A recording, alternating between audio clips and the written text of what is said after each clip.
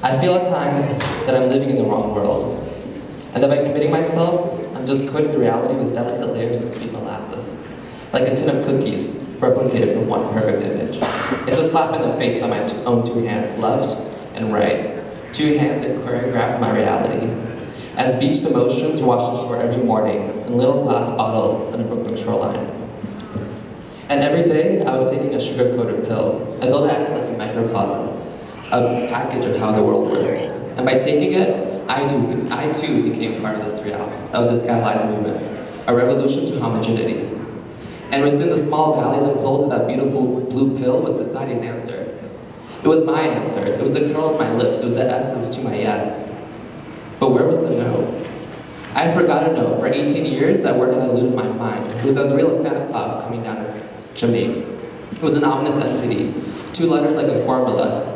Time and fate delicately intertwined like two cobras. Reality at the veins. The cold venom of truth and reality that beat it out in delicate streams. It was the movement of sun and moon in perfect unison. It was the movement of a painter's hand across the canvas. It was a spark in your head saying, hey, I know that person. It was identity.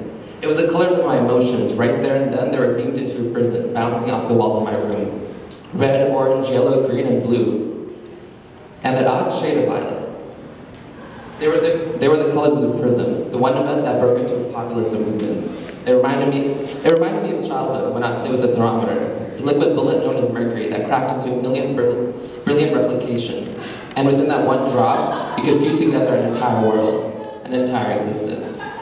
It was a metaphor of identity that within these layers of skin, within every sound I make, within every mile that I travel, every whisper that I hear, and every time my eyes blink, there's a sensation.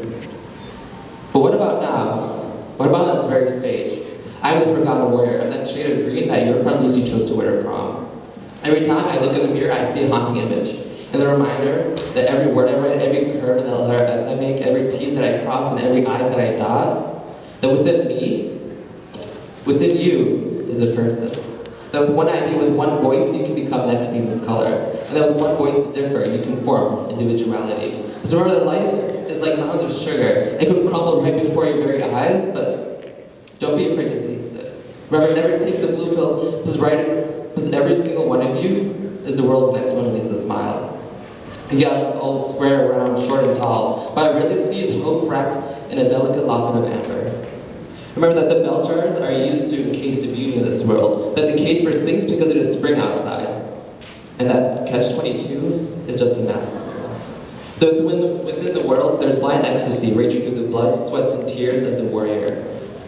That for every challenge, there's a gift. That every challenge is like diamonds on a ring. They're the currency to our lives.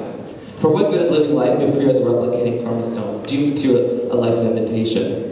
What good is evolution if all else will ever do is mitosis and meiosis? What good is rebirth if it is a repetition? Remember that within you is a little flame that still burns on a scented candle. Because life, it doesn't come with a gift receipt, unlike your Uncle Earl's birthday gift. Life has no other grounds. But that every step you take, every pulse that your heart beats, that you are your own person. Remember, always apologize for your own mistakes, but never apologize the way your eyes, mind sees the world. Remember that yes, there may be 37 muscles, it may take 37 muscles to frown, but only 22 to smile. Remember that within you and me and the person to your left and to your right form delicate structures like snow falling endlessly. Because as my mother used to say, there is no we in identity.